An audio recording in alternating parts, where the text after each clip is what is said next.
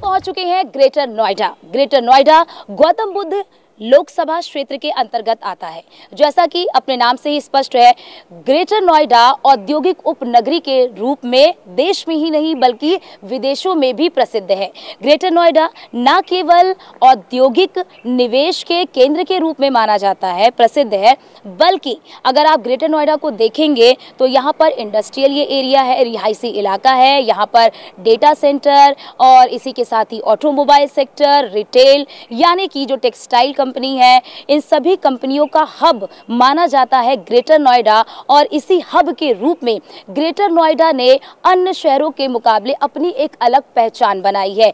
यहाँ के बने जो मोबाइल हैं वो देश विदेश में भी निर्यात किए जाते हैं। तो अब आप समझ सकते हैं कि ग्रेटर नोएडा की क्या विशेषताएं हैं। और ग्रेटर नोएडा की जो कुल आबादी है वो 10 लाख से अधिक है और यहाँ पर महिलाओं की भी एक अच्छी खासी तादाद है। तो आज हम ग्रेटर नोएडा पहुंच चुके हैं और ग्रेटर नोएडा में जानेंगे महिलाओं के मन की बात। ग्रेटर नोएडा के महिलाओं के मन में क्या है, क्या मुद्दे हैं और किन मुद्दों को लेकर वो वोट करने जाएंगी। पहले आपसे शुरुआत करती हूँ, आपका नाम? नंदिनी भाटिया जी। और यहाँ 6 इयर्स से रह रही हूँ मैं और यही चाहती हूँ महिलाओं के लिए सुरक्षा एक तो पहली चीज़ है, क्योंकि वर्किंग है बहुत सी, रोज़गार अच्छा होए, हेल्थ इश्यूज़ के लिए अच्छी फैसिलिटीज़ होनी चाहिए हॉस्पिटल्स वगैरह में, और क्लीन एनवायरनमेंट और बच्चों का education. These are the topics जो कि होने चाहिए ज़रूर। और सबसे बड़ी चीज़ ये होती है कि मौजूदा समय में मौजूदा सरकार ने जितने भी काम किए हैं, मोदी योगी सरकार ने जितने भी काम किए हैं महिलाओं को स्वावलंबी बनाने के लिए, शिक्षित करने के लिए, तो क्या आपको लगता है कि वो कारगर साबित हुआ है? जी हाँ, कारगर बहुत साबित हुआ है। बहुत इन्वायरमेंट साफ़ हुआ है, लोगों में अवेयरनेस है बहुत ज़्यादा, और थोड़ा बहुत जो कमियां हैं उनको और भी ज़्यादा कमिंग ईयर्स में होना चाहिए उनको। कमिंग ईयर्स में आप बताइए। जी, मैं ज्योति जायसवाल इको विलेज 2 से हूँ।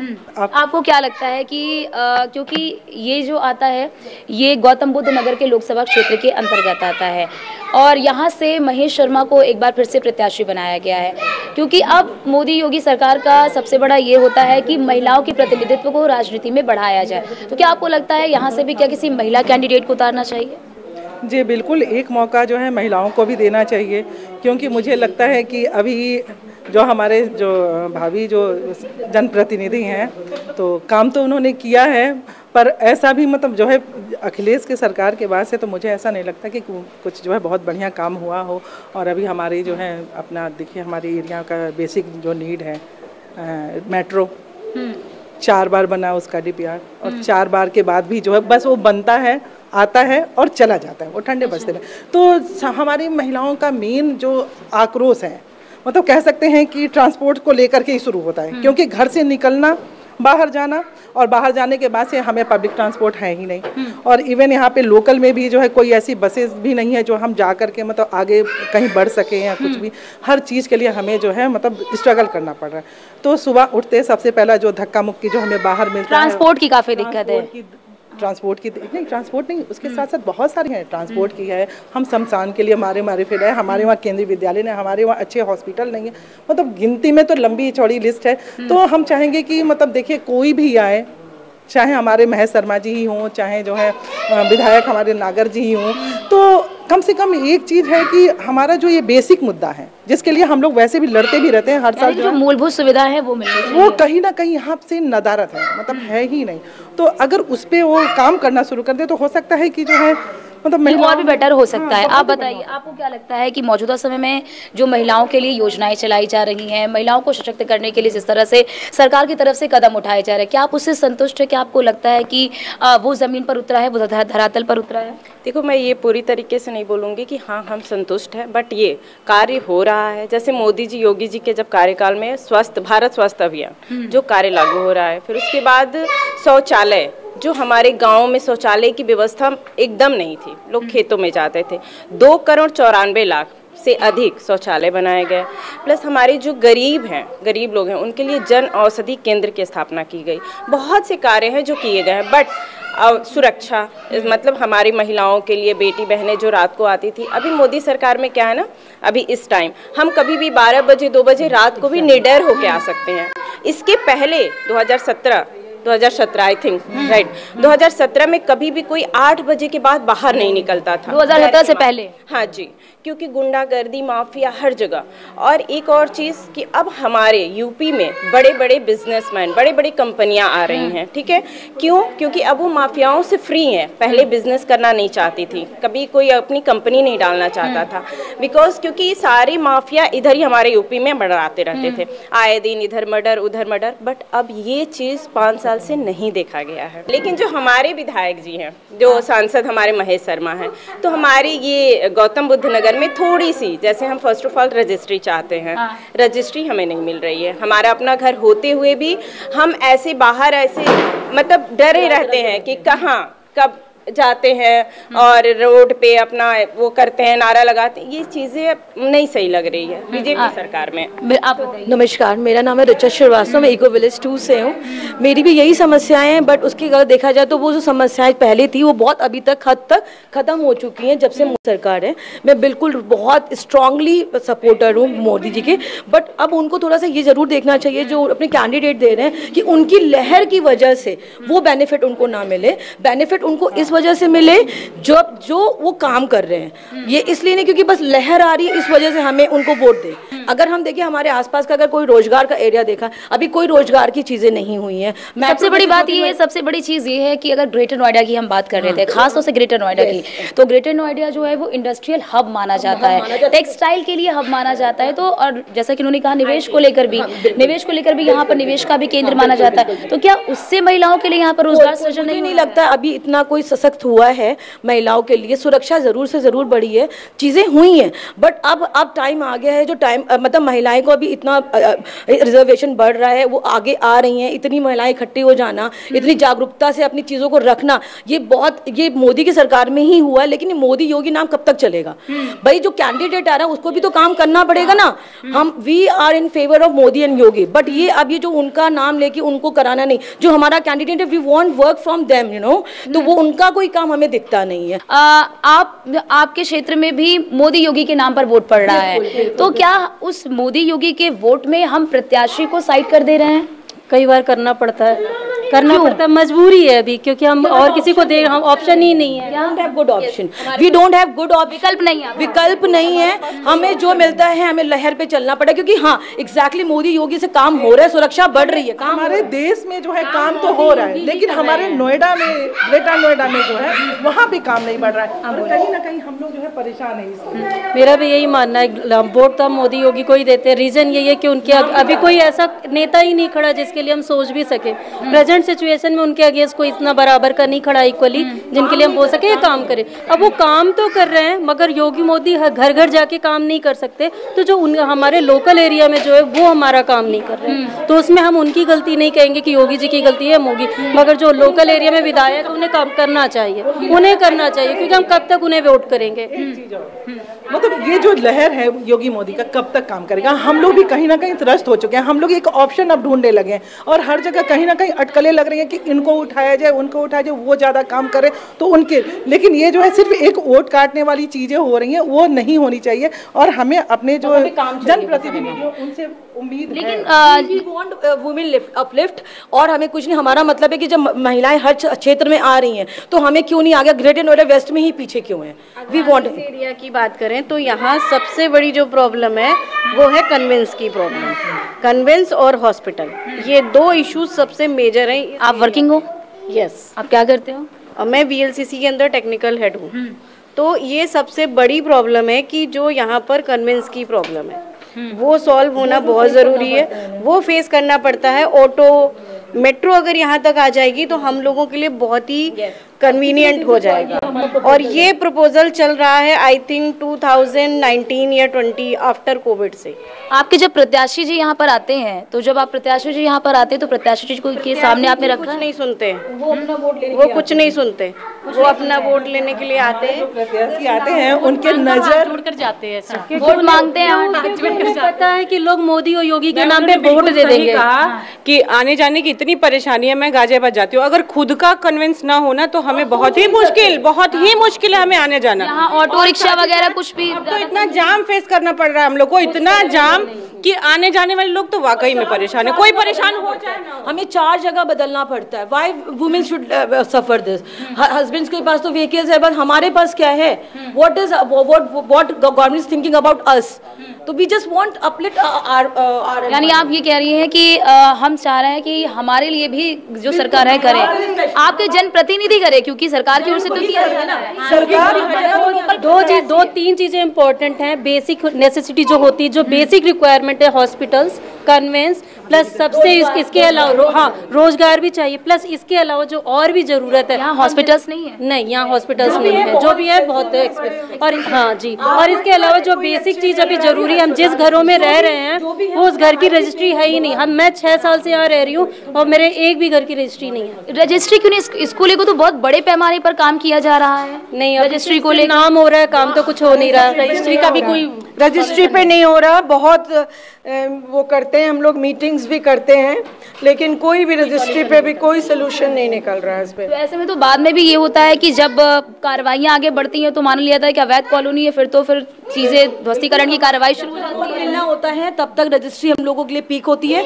मिलने वाली है, और जैसे वोट खत्म उसके बाद खत्म, सब सारा मुद्दा खत्म। हम लोग जो है, मैं तो जो है नेफोवा संस्था से हूँ, तो वहाँ पर जो है हमारा जो है पिछले 1 साल से तो सिर्फ जो है वोट रजिस्ट्री के लिए ही जो है हम धरना प्रदर्शन करते हैं, और अभी तो यहाँ पर जो है वो भी नहीं कर। आप में से किसी भी महिलाओं का रजिस्ट्रेशन यहाँ पे नहीं है? नहीं, किसी का भी नहीं हो, किसी का भी नहीं। कितने साल से आप ट्राई कर रहे हो? हम यहाँ 6 साल से तो रहते हो गया मैम, 6 साल हो गए, 6 इयर्स हो गए रहते हुए, और हर संडे मीटिंग्स करते हैं हम लोग, धरना करते हैं। इवन दिल्ली तक में जंतर मंतर में एक बार किया है, पर कोई भी सुनवाई नहीं होती, कोई सोल्यूशन नहीं है। यहाँ पे कोई गवर्नमेंट हॉस्पिटल नहीं है कि जिसके पास हम जाके अपना ट्रीटमेंट करा सके, और जो हॉस्पिटल्स हैं प्राइवेट वो बहुत हाईली पेड हैं।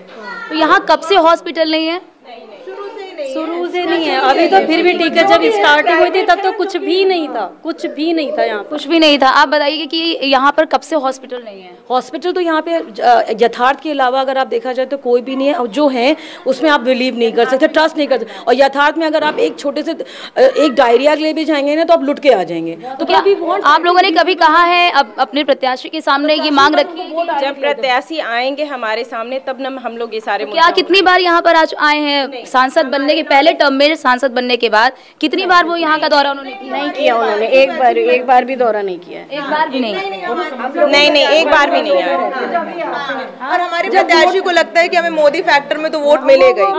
प्रॉब्लम ये है कि जो लोकल एरिया के विधायक है उनको लगता है कि लोग मोदी के नाम पे वोट दे देंगे, योगी के नाम पे वोट देंगे, हमें काम करने की जरूरत क्या है। जब आता है इलेक्शन का टाइम तो थोड़ा बहुत कर देते हैं, छोट मोट काम हाँ हम कर देंगे, जैसे हो जाता है सब शांत हो जाता है। कोई कुछ भी नहीं है, रियलिटी में कोई डेवलपमेंट नहीं है, सब हम लोग फेस कर रहे हैं।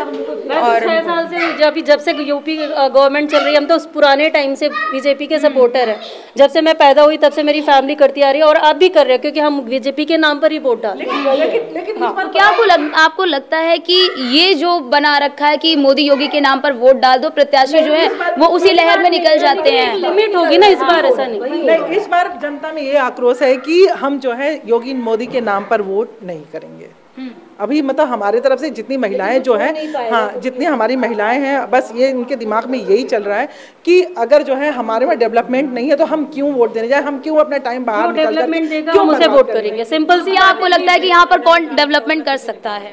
मायावती के टाइम पे जितना ग्रेटर नोएडा देखने लायक रहता था, आज वो चीजें नहीं है। भले ही मोदी योगी, हम खुद भी मोदी योगी के नाम पे वोट दे रहे हैं, लेकिन अब वो चीजें नहीं है। अच्छा, आपको लगता है कि मायावती जो हमारी पूर्व भाजपा जो है मोदी योगी पे ही चल रही है, और तो कहीं कुछ दिख नहीं रहा, इधर साइड तो नहीं दिख रहा है मैम। हमारे इधर की तरफ यानी कि मुख्यमंत्री के रूप में जब मायावती जी ने काम किया, उस काम के बाद यहाँ पर कोई डेवलपमेंट नहीं हुआ है। ये तो फैक्ट है, मायावती ने कुछ भी किया, मगर मायावती ने अपने टाइम पे काम बहुत किया है। जितने भी नोएडा के हाईवे वो काफी, उनसे लोगों को डर भी था एडमिनिस्ट्रेशन में, सब अपनी ड्यूटी को बहुत अच्छी तरह करते थे। लेकिन अब तो बस उन्हें यह है कि भाई योगी मोदी के साथ ही हम हैं, तो हमारा सब, हमें कुछ भी नहीं हो सकता। इसलिए जो बात है, जो मेन मुद्दे हैं, रजिस्ट्री, सिक्योरिटी, ट्रैवल, उन सब का कुछ भी नहीं हो रहा। यानी एक बात बताइए, तो आपको क्या लगता है कि पिछली सरकारों ने जो काम किया है और वर्तमान सरकारों ने अगर जो काम किया है, अगर उसकी तुलना करें तो आपको लगता है कि किसने बेहतर किया है ग्रेटर नोएडा के लिए? अभी तक देखिए बीजेपी ने बहुत अच्छा काम किया है, ऐसा नहीं है कि नहीं किया है, परंतु हमारा जो है डिमांड यही है कि जैसा उन्होंने पहले किया और अच्छा मतलब और बढ़िया सोचें। और हम लोगों को जो है थोड़ा सा जो है मतलब जो है इन जाम से, मेट्रो से, शमशान घाट से और भी बहुत सारे मतलब कम से कम हमारे पास पूरी लिस्ट है कि और स्कूल है यहाँ पर, ये शिक्षण संस्थान का भी हब माना जाता है। तो है गवर्नमेंट बिजनेस हाउसेज, आप पैसे आपसे इतना लेते हो, पढ़ाई का कोई लेवल गवर्नमेंट स्कूल हमारे वहाँ नहीं है, केंद्रीय विद्यालय एक होनी चाहिए जो बिल्कुल गवर्नमेंट स्कूल नहीं है यहाँ पे, गवर्नमेंट स्कूल नहीं नहीं, स्टार्टिंग से ही नहीं है, जब स्टार्टिंग से यहाँ पे कोई स्कूल नहीं है, कोई गवर्नमेंट स्कूल नहीं है। और जो प्राइवेट स्कूल है बहुत ज्यादा फीस है, हम लोगों को मजबूरी में इतनी फीस भरनी पड़ रही है। कितने स्कूल है यहाँ पे? केवल प्राइवेट स्कूल ही है? सारे प्राइवेट है, सारे प्राइवेट है? नहीं, गवर्नमेंट स्कूल है ना गवर्नमेंट हॉस्पिटल्स है। तो आप ना गवर्नमेंट स्कूल है ना गवर्नमेंट हॉस्पिटल है, और ये समस्या आप लोगों को कई सालों से है, लेकिन इस पर कोई भी संज्ञान नहीं लिया जाता है, कोई कार्रवाई नहीं, कोई सुनवाई नहीं हो रही। और जिनके 2-2, 3-3 बच्चे, उनको इतनी हाई फाई फीस देना बहुत मुश्किल पड़ रहा है लोगों को, और हर साल फीस इंक्रीज। आपको लगता है कि शिक्षा जो है महंगी होती जा रही है दिन प्रतिदिन? मेडिकल और शिक्षा ये दोनों एक आम आदमी के लिए अगर कंट्रोल्ड और गवर्नमेंट अपना ठीक से उसको मैनेज करे तो आम आदमी को बहुत राहत मिल सकती है। महंगाई, आप सभी से एक मेरा ये भी प्रश्न है कि महंगाई को लेकर, बढ़ती महंगाई क्या एक बड़ा मुद्दा है महिलाओं के लिए? क्योंकि महिलाएं हैं ऐसी, उन्हें घर भी चलाना है, उन्हें ऑफिस भी चलाना है, उन्हें रसोई भी संभालना है, तो क्या आपको लगता है कि महंगाई एक बड़ा मुद्दा है महिलाओं के लिए? यस, बहुत बड़ा मुद्दा है महंगाई, क्योंकि महंगाई जहाँ जो चीज़ पहले 10 की मिल रही थी आज 100 की मिल रही है। सो ये बहुत बड़ा टॉपिक है महंगाई को लेके, क्योंकि महंगाई को लेके सरवाइव करना, एक अच्छी लाइफ आप नहीं बिता सकते, क्योंकि हम पूरा टाइम उसी में ही लगे रहते हैं। जो अर्निंग है वो महंगाई पे जा रही है, तो हम सेविंग कहाँ से करेंगे? आप बताइए कि जब एलपीजी, घरेलू एलपीजी महंगा हो जाता है, तब क्या आप सोचते हैं कि अरे कैसे इसको मैनेज करेंगे? कैसे मैनेज करेंगे मतलब जैसे कि काफ़ी सारे समस्या तो है ही, लेकिन जब से सिलेंडर का महंगा दाम बढ़ा है तो तब से सबको दिक्कत हो गई है, सब। और सरकारी हॉस्पिटल तो है ही नहीं, स्कूल में भी नहीं है, स्कूल है ही नहीं, फिर कन्वेंसिंग के लिए भी नहीं है कुछ भी। मेट्रो यहाँ पे बन जाए तो सबके लिए सही होगा। यानी कि आप बताइए महंगाई को लेकर क्या कहेंगे? क्योंकि बहुत सारे लोग ऐसे भी है, वो कहते हैं कि अरे इतना काम किया है, एक बार को महंगाई को भूल भी सकते हैं, लेकिन महिलाओं के लिए महंगाई कितना बड़ा मुद्दा है? बहुत बड़ा मुद्दा है। महंगाई तो बढ़ रही है, पर जो सैलरी है वो उतना नहीं बढ़ रहा है। हमारे स्कूल में मनमानी फीस लिए जा रहे हैं। सबसे पहले सरकार को चाहिए कि जो प्राइवेट स्कूल हैं उसके फीस पे कंट्रोल करें, ठीक है? मतलब पर अगर 2 बच्चे हैं तो पढ़ाना मुश्किल है, उसके बाद प्लस खर्च, इतनी महंगाइयाँ हो गई हैं कि उस पर रोक लगाना बहुत ज़रूरी है।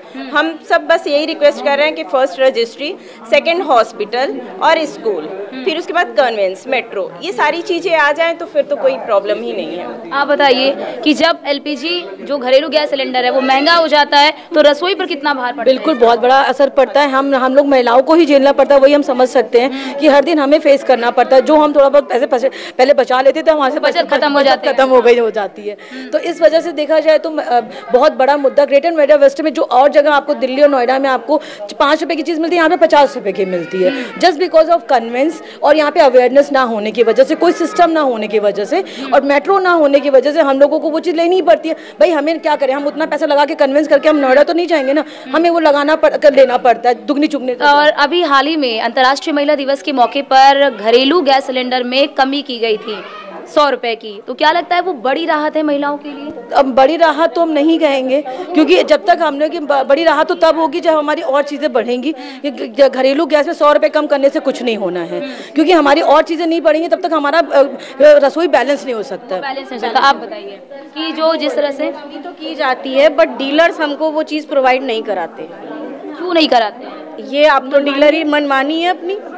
ये तो इस पे तो सरकार को एक्शन लेना चाहिए कि अगर हमने किसी चीज़ में 100 रुपये फॉर एग्जांपल पेट्रोल में कम किए या डीजल में कम किए या एलपीजी में कम किए, तो उस पे उनको पूरा रिकॉर्ड रखना चाहिए कि अगर हम कंज्यूमर से ले रहे हैं तो हम कितना ले रहे हैं, क्योंकि सिस्टम नहीं है। कोई डीलर है वो कहता है नहीं आपको 100 रुपये एक्स्ट्रा देने पड़ेंगे तभी आपको ये चीज़ मिलेगी, और हम मजबूर हैं क्योंकि हमें अगर गैस नहीं मिलेगी हम जलाएंगे नहीं तो हमारा काम नहीं चलेगा। तो उस चीज़ का वो लोग फ़ायदा उठाते हैं। आप बताइए, आपको क्या लगता है कि जो महंगाई है महिलाओं के लिए कितना बड़ा मुद्दा है? क्योंकि देखिए, हमें महिलाओं को किचन भी संभालना है, ऑफिस भी संभालना है और थाली भी घर की संभालनी है। मैं सब चीज़ों के लिए तो नहीं बोलूँगी, मेरा पॉइंट ऑफ अलग है। मैं ये नहीं कहूँगी कि महंगाई, क्योंकि अगर महंगाई बढ़ती है तो सैलरी भी बढ़ती है, सैलरी भी बढ़ती है। तो हम ये नहीं कहेंगे कि वो चीज़ सस्ती कर दो, क्योंकि अगर आपका हस्बैंड भी कमाई कर रहा है, जॉब कर रहा है स्कूल में, तो हम ये नहीं बोल सकते कि स्कूल की फीस कम कर दो, क्योंकि उसकी भी तो 10% हर साल बढ़ रही है ना, वो कहाँ से आएगी? तो महंगाई में ये कुछ चीज़ों के लिए मैं बोलूँगी कि कुछ चीज़ों पे हमें थोड़ी सी होना चाहिए। जैसे मेडिकल है, मेडिकल में थोड़ा सा कम होना चाहिए, फीस बढ़े मगर एक लेवल तक। कोई स्कूल अचानक से 15% बढ़ा देता है, वो इलीगल है, वो गलत है। आप 10% पढ़ाओ, 5% पढ़ाओ, चलता है, मगर हर चीज़ पे। और दूसरी चीज़ें भी है, मैं ये नहीं कहूँगी, बहुत सारी फैसिलिटी, गैस है भाई, गैस हम लोग CNG नहीं पाइपलाइन यूज़ करते हैं, तो उतना हमें फ़ायदा नहीं मिलता। किराए भी अब बढ़ते जा रहे हैं, ऊपर से मेट्रो का नहीं होगा, बसेस का नहीं होगा, और ऑटोज़ में हम पैसा देंगे तो कैसे गुजारा होगा? पहली बात तो रजिस्ट्री नहीं है, लोन भी जा रहे हैं और ऊपर से किराया भी दे रहे हैं। तो महिलाओं के लिए तो इतनी सुविधाएं कर दी गई हैं कि महिलाओं के नाम पे तो लोन में ब्याज भी कम होनी चाहिए। नहीं तो कोई किसी के पास इतनी सेल्फ फंडिंग नहीं होती है कि कोई डाल सके। सब जॉब वाले हैं तो मुश्किल तो होता ही है। ओके, बहुत बहुत शुक्रिया। तो आपने देखा कि यहाँ पर हमारे साथ तमाम जो की महिलाएं हैं अब वो मौजूद हैं और उन्होंने तमाम मुद्दों पर हमसे बातचीत भी की कि ग्रेटर नोएडा में महिलाओं को किन किन समस्याओं से जूझना पड़ रहा है, चाहे वो कन्वेंस की दिक्कत हो या फिर जो महिलाएं हैं रजिस्ट्री की दिक्कत से काफ़ी ज़्यादा जूझ रही हैं। इतना ही नहीं, स्कूल की भी यहाँ पर समस्या है। यहाँ पर स्वास्थ्य को लेकर भी महिलाएँ काफ़ी ज़्यादा चिंतित नज़र आ रही है, क्योंकि यहाँ पर हॉस्पिटल्स नहीं है, जिसकी वजह से यहाँ पर 1-2 हॉस्पिटल हैं जिसमें अफोर्ड कर पाना यहाँ पर मौजूद महिलाओं के लिए काफ़ी दिक्कत भरा होता है। और इन्हीं मुद्दों को लेकर ये महिलाएं जो हैं वो मतदान करने के लिए मतदान केंद्र पर पहुंचेंगी। कैमरा पर्सन रविकांत के साथ ग्रेटर नोएडा अर्चना गुप्ता, न्यूज़ 1 इंडिया।